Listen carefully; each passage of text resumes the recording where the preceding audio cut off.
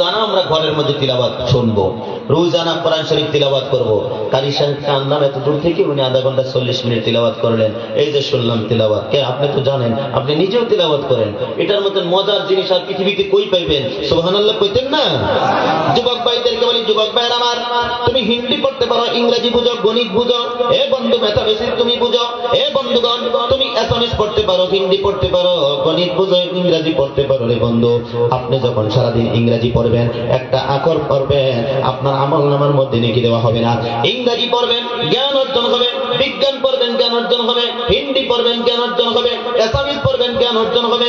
আল্লাহর কোরআন শরীফ যদি তিলাওয়াত করেন, দুইটা ফায়দা হবে। এক নম্বর হলো জান্নাত জাহান্নামের বিষয়, হালাল হারামের বিষয় জানতে পারবেন। সাথে সাথে আপনার আমলনামার মধ্যে এক একটা আকরের বিনিময় 10টা করে নেকি আমার আল্লাহ আপনার আমলনামার মধ্যে লিখে দিবে। জোরে কোন সুবহানাল্লাহ। সে শিক্ষা নেওয়ার দরকার আছে না ভাই? কথা কয় না, আছে না? ও যুবক, তোমরা যারা মেট্রিক হায়ার সেকেন্ডারি পরীক্ষা দিবা, দিয়াই মেহনতে লেগে যাবে যে আমি কোরআন শরীফ শিখবো। আলবাস হুজুর এত সুন্দর করে তিলাওয়াত করে, আমারও তো গলা খারাপ না, মোটামুটি আমিও চেষ্টা করা। বলি ইনশাআল্লাহ, আরো জোরে বলি ইনশাআল্লাহ।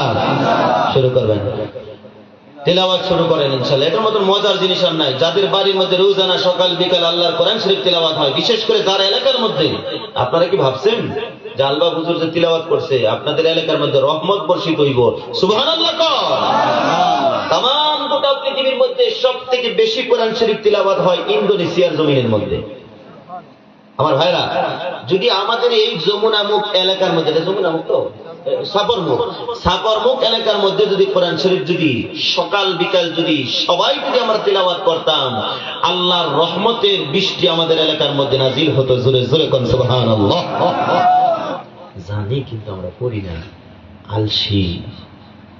পড়বেন, আল্লাহ পড়ার তৌফিক দিক, বলি আমিন। আর জোরে বলি আমিন। যুবক ভাইরা আমার, খেয়াল করুন, লক্ষ্য করুন, কষ্ট আপনাদেরকে দিব না। 3 নম্বর তাকওয়া কাকে বলে? অল্পতে খুশি থাকার নাম হচ্ছে তাকওয়া। ওয়াল কানাতু বিল কালিল, অল্পতে খুশি থাকবেন, অল্পতে সন্তুষ্ট থাকবেন। আমার বন্ধুগণ, ও যুবক ভাইরা, খেয়াল করুন, লক্ষ্য করুন, অল্পতে খুশি থাকবেন। আমার মহিলারা তো শুনতেছে নাকি? হ্যাঁ, পর্দায় থাকা মা বোনদেরকে বলি, মা বোনেরা, তোমরা অল্পতে খুশি থাকবা, অল্পতে সন্তুষ্ট থাকবা। মহিলা মানুষ কিন্তু অল্পতে খুশি থাকতে চায় না। কথা কোন ঠিক কিনা? 2 কেজি পেঁয়াজ আইনা দিয়েছেন, মাত্র 2টা পেঁয়াজ পচা বাইরেছে। দেখবেন আপনারা দমক দেখবে যে বাজারে সারা পেঁয়াজ পচাটা কিনা লইছে। কথা কোন ঠিক কিনা? হাসান আমি কই, মাত্র 2টা পেঁয়াজ পচা বাইরেছে। বা বাচ্চা 3টা পেঁয়াজ, 2 কেজি পেঁয়াজের মধ্যে সাধারণ উড়া তারা করে আমরা সন্ধ্যার সময় বাজার করছে, বেড়ার মতন বেড়া টুঙ্গার মধ্যে বইরে দিয়ে দিছে। 2-একটা তো ফসাতে আইবো, বাচ্চা তো আরামছিল না। এই জন্য আপনি কথা শুনতে হয়েছে, সারা বাজারের পেঁয়াজ সন্ধ্যার সময় বাজার করছে, বাজারের যত পচা পেঁয়াজ আছে কম পয়সা মানে ব্যক্তি লইছে। কথা কেন এরকম মহিলা আছে না? না, সবজি যতই বালা আনুন তাও কব যে না, খালি ভাই তারা অল্পতে খুশি থাক পারছে না। সব মহিলা না, কিছু কিছু মহিলা। আমার মা বোনদেরকে বলি, মা বোনেরা গো, আমি খোঁজ নিয়েছি, খবর নিয়েছি, এই এলাকার অনেক সন্তান তারা বিদেশের মাটির মধ্যে পড়ে আছে, কেরালার জমিনের মধ্যে পড়ে আছে। কিসের জন্য জাননি মা? গরিবের সন্তান বলে তোমাকে এক মুষ্টি ভালো খাওয়ানোর জন্য, ভালো একটা কাপড় দেওয়ার জন্য, ভালো একটা বিছনা দেওয়ার জন্য, ভালো একটা রুম দেওয়ার জন্য আজকে তারা বিদেশের মাটির মধ্যে পড়ে আছে। কিন্তু অনেক মহিলা আছে গো, স্বামী বিদেশের মাটিতে থাকে, তারা অল্পতে সন্তুষ্ট থাকতে চায় না, খুশি থাকতে চায় না। তারা দেখবেন অন্য জনের সঙ্গে রং নাম্বারের কথা বলে। এরকম মহিলা পৃথিবীর জমিনের মধ্যে আছে না? না। আমি সেই সমস্ত মহিলাদেরকে বলবো, ও মা বোনেরা গো, তুমি যার কাছে বিবাহ হয়েছ, তোমার স্বামী অত্যন্ত গরিব, সেই জন্য তোমাকে 2টা চরণ ধরে 2টা পায়ে ধরে বলে যাই, তুমি রং নাম্বারে কথা বলো না। এই যে তোমার কাছে মোবাইলটা আছে, এই মোবাইলটা তোমার স্বামী কিনে দিয়েছে, মোবাইলের মধ্যে রিচার্জ করছো, এই রিচার্জটা তোমার স্বামী করে দিয়েছে। যে বিছানার মধ্যে শুয়েছে, রং নাম্বারে কথা বলতেছো, এই বিছানা তোমার স্বামী দিয়েছে। সেই জন্য তোমাকে বলি, তোমার স্বামীর সঙ্গে ভালো আচরণ করবা, রং নাম্বারে জীবনে কোনোদিন কথা বলিও না। তুমি জানো না তোমার স্বামী কত কষ্ট করে। এ বন্ধু,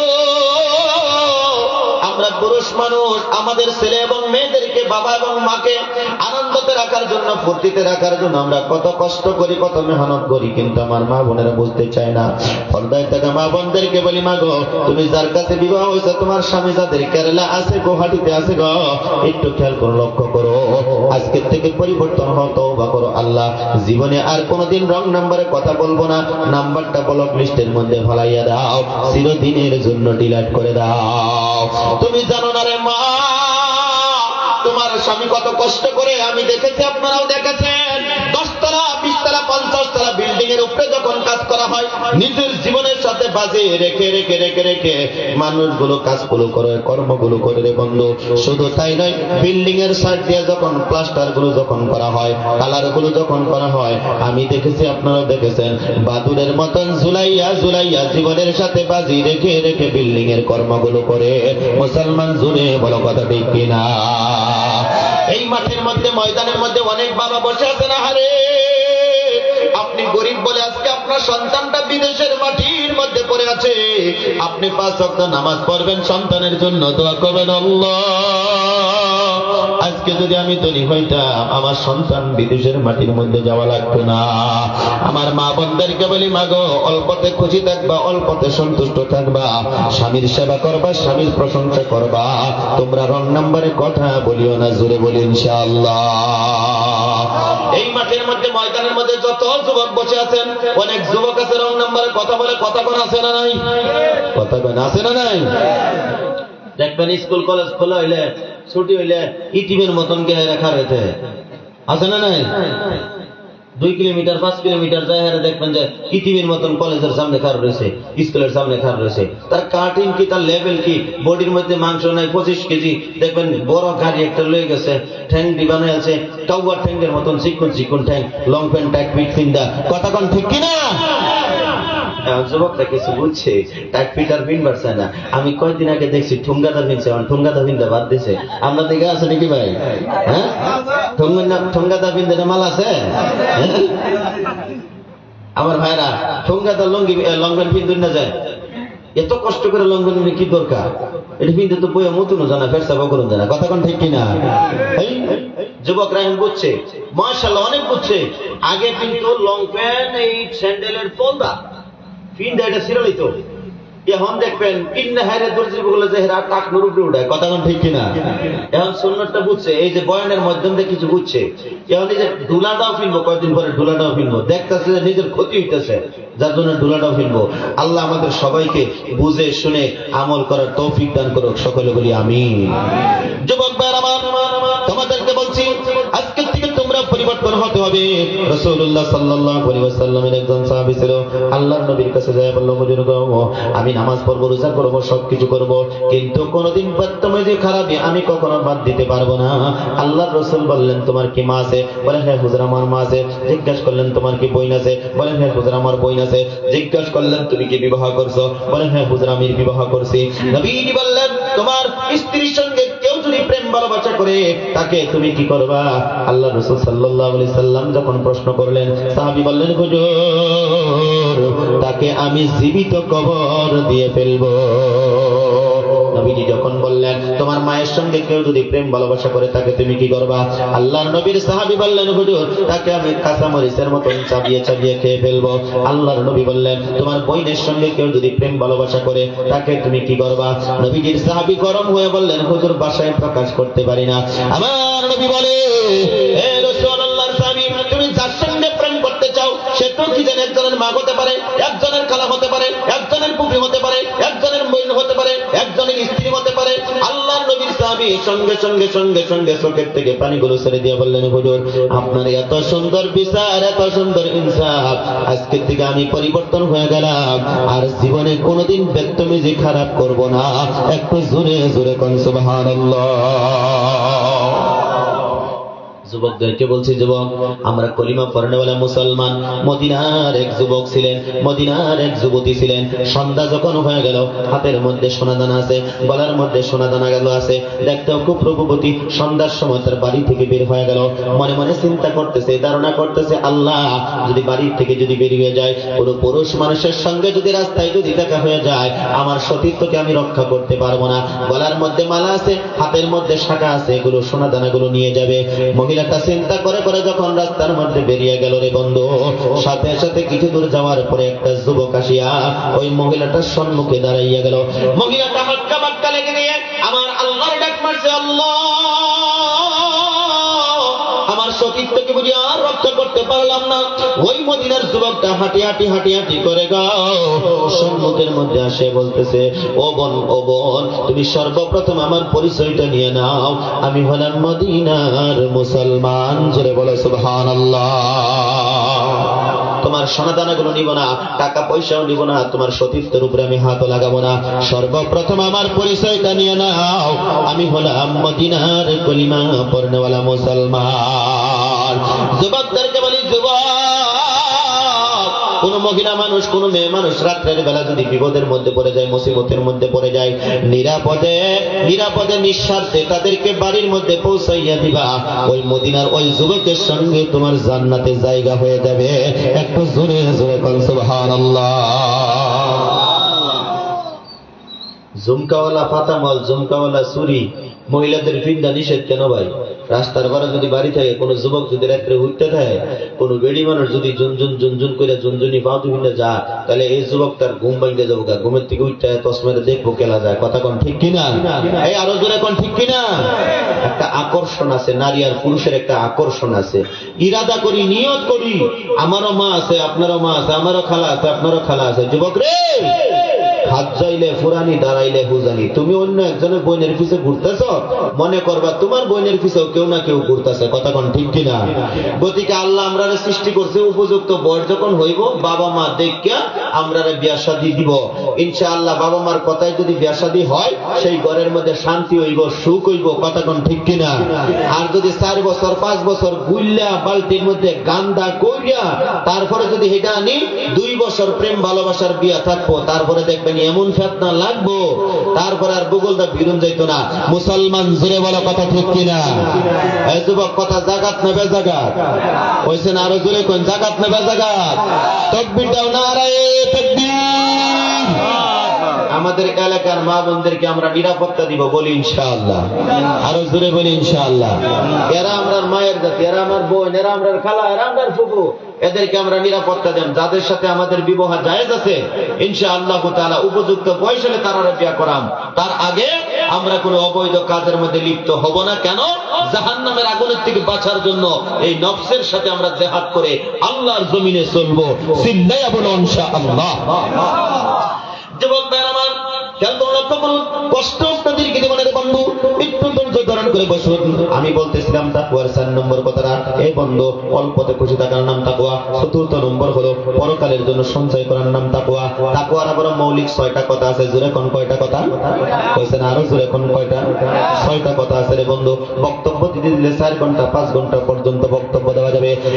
1 নম্বর মৌলিক কথার 1 নম্বর কথাটা হলো, আমার আল্লাহ পাক রব্বুল আলামিন বলেন, ইয়া আইয়ুহান নাসু তাকু রাব্বাকুমুল্লাযী খালাকাকুম মিন নাফসিন ওয়াহিদা ওয়া খালাকা মিনহা যাওজাহা ওয়া বাথা মিনহুমা রিজালান কাসীরান ওয়া নিসাআ। আল্লাহ পাক রব্বুল আলামিন বলে, তাম গোটা পৃথিবীর মধ্যে যত মানুষ আছে বন্ধু, হিন্দু, খ্রিস্টান, ইহুদি, নাসারা, জৈনতি বা কার্বি, মিসিং, দেউরি, যত সম্প্রদায় আল্লাহর জমিনের মধ্যে আসে, একটা কথাই মানুষ, একটা কথাই নাচ।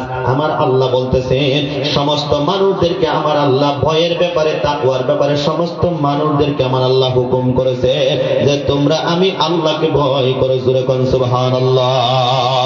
তোমাদেরকে একজনের থেকে সৃষ্টি করেছি, তিনি হলো আদি পিতা আদম আলাইহিস সালাম, ওনার থেকে আমি আল্লাহ পাক রব্বুল আলামিন মা হাওয়া আলাইহিস সালামকে সৃষ্টি করেছি। এদের দুজনের মধ্য থেকে কাসীরা ওয়া নিসা, অগণন নারী এবং পুরুষ আমি আল্লাহ পাক রব্বুল আলামিন সৃষ্টি করেছি। যুবক ভাইরা, মুরব্বি বাবাজিরা গো, খুব গুরুত্বপূর্ণ কথা, খুব গুরুত্বপূর্ণ আলোচনা সম্মুখের মধ্যে চলে আসছে। আমার আল্লাহ কয়, পৃথিবীর জমিনের মধ্যে যত নারী এবং পুরুষ আমি আল্লাহ সৃষ্টি করেছি, সবাইকে আমি আল্লাহ আমলের ক্ষেত্রে এক করে দিয়েছি। মহিলা মানুষ 5 ওয়াক্ত নামাজ পড়লে যে সব পাইবে, আমরা পুরুষ মানুষ 5 ওয়াক্ত নামাজ পড়লে সব পাইব। মহিলা মানুষ কোরআন শরীফ তিলাওয়াত করলে সব পাইবে, আমরা পুরুষ মানুষ কোরআন শরীফ তিলাওয়াত করলে সব পাইব।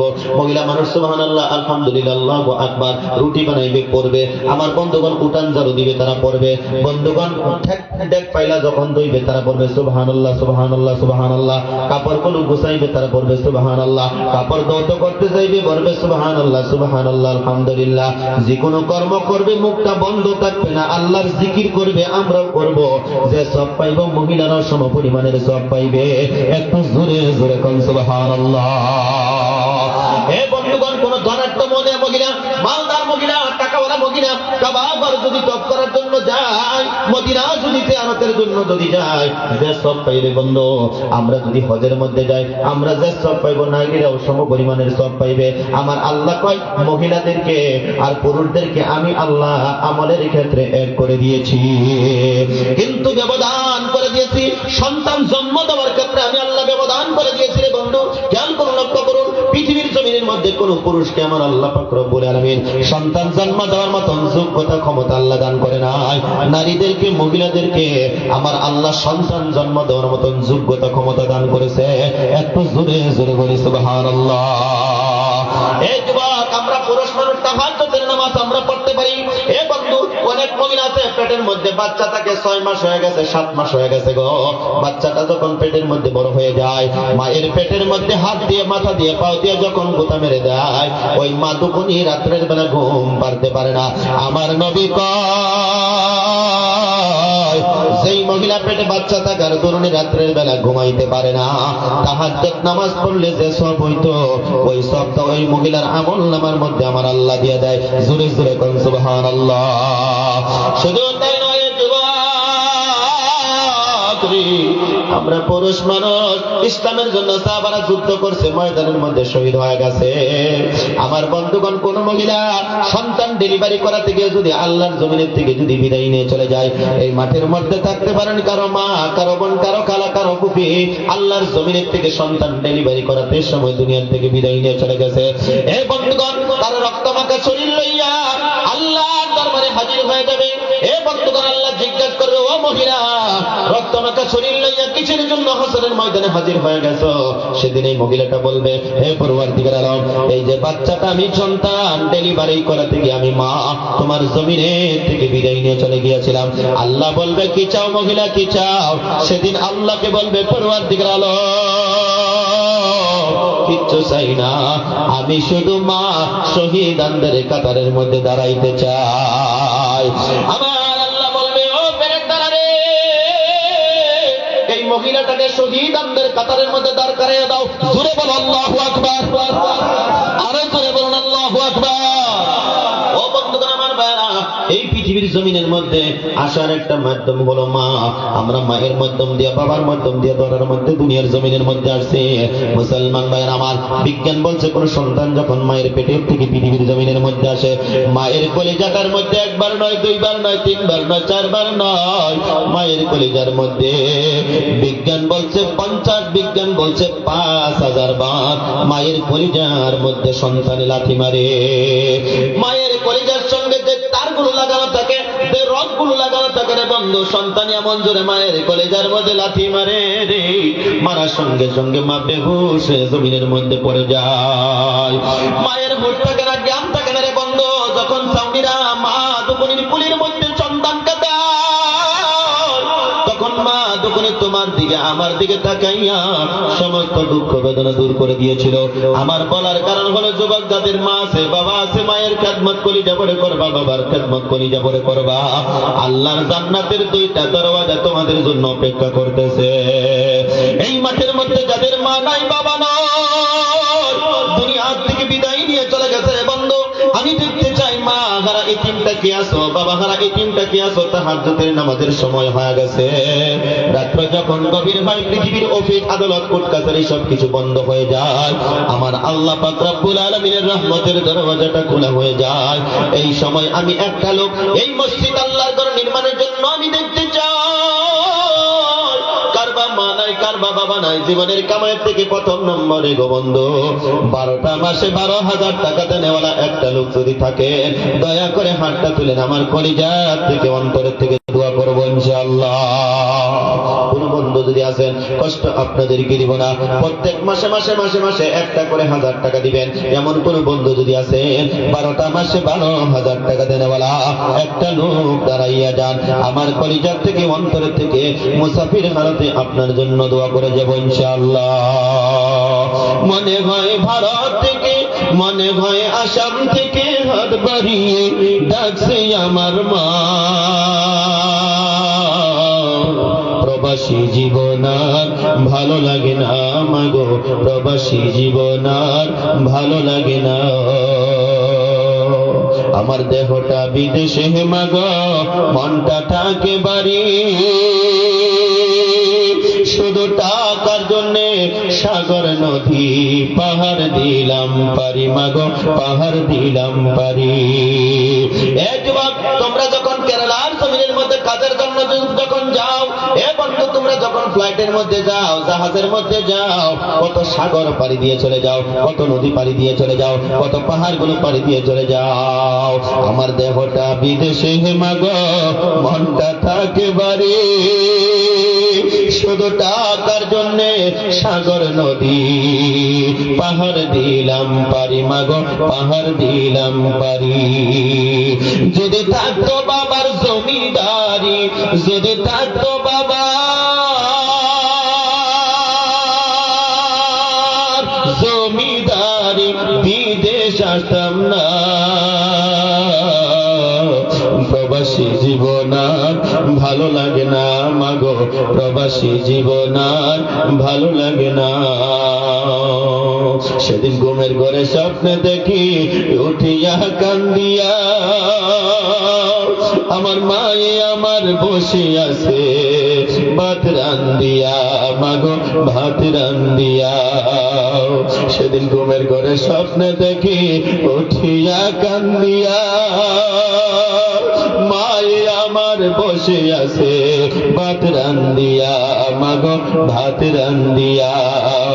আমি কতদিন হয় খাই না মাগো, আমি কতদিন খাই না মাগো তোমার হাতের খানা।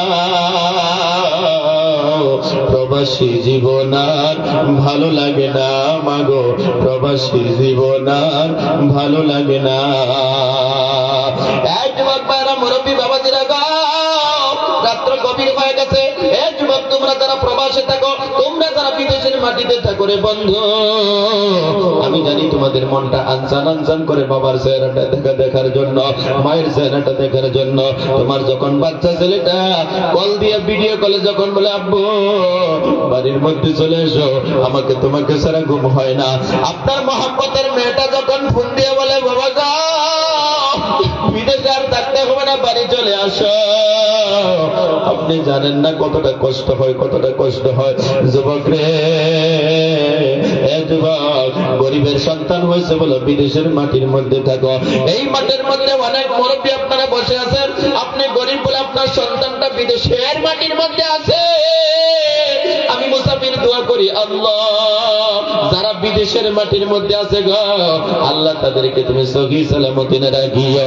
একটু জোরে জোরে বলেন আল্লাহুম্মা আমিন। বিদেশের মাটির মধ্যে যাদের ছেলে আছে রে ভাই, নিরাপদের জন্য আপনি বাবা হয়ে কি বলতে পারেন না, বাবা রে মসজিদের জন্য ইতনি সুদরে 12 মাসে 12,000 টাকা চাইছিল। এ বাবা, আমার মনটা মানাইলো না, তোমার বাড়াইয়ের জন্য আমি 12 মাসে 12,000 টাকা আমি প্রতিশ্রুতি দিছি রে বাবা, প্রত্যেক মাসে মাসে মাসে মাসে মসজিদের জন্য একটা করে 1000 টাকা পাঠাইয়া দিবা। এ বন্ধু, আমরা যখন ত্রিপুরা রাজ্যে যাই, আমার বন্ধুগণ ত্রিপুরার মানুষগুলো, অনেক মানুষ বাহিরে থাকে, বিদেশে থাকে, তারা নিরাপত্তার জন্য অনেক দান খরচ করে। একটা মানুষ যদি কেউ আছেন আমার ইজ্জতের জন্য, আমার ইজ্জতের খাতিরে 12টা মাসে 12,000 টাকা দেনেওয়ালা, একটু দাঁড়াইয়া যান, দোয়া করবো ইনশাআল্লাহ। 12 মাসে 12,000। কি নাম দাদু আপনার? ইসফাকুল ইসলাম। বাবা মা আছে আপনার?